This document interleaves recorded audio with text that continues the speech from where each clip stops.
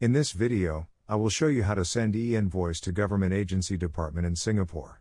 Just like sending or receiving E Invoice, you'll have to set up the card file first.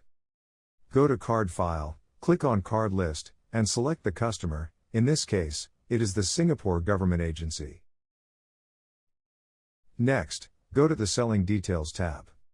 You may skip the UEN number, but make sure you fill up this PEPL ID. Key in the business unit code for the government agency. Click OK when done. For the business unit code, you may refer to the Singapore AGD website to get the list of ministries or statutory boards' business unit code. Be sure to register with vendors at Gov to obtain your own unique vendor ID if you haven't done so. Then, click Setup on the top menu, and select Company Information. Proceed to key in the vendor ID and company information. Click OK when done. Now, let's define the AGD term and create the e-invoice. Go to Sales module, click Enter Sale.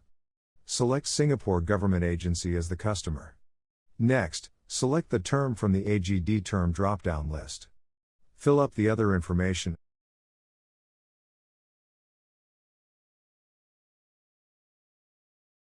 and click Record when done. That's it. You can now send an e-invoice to the Government Agency Department. Thank you for watching our video.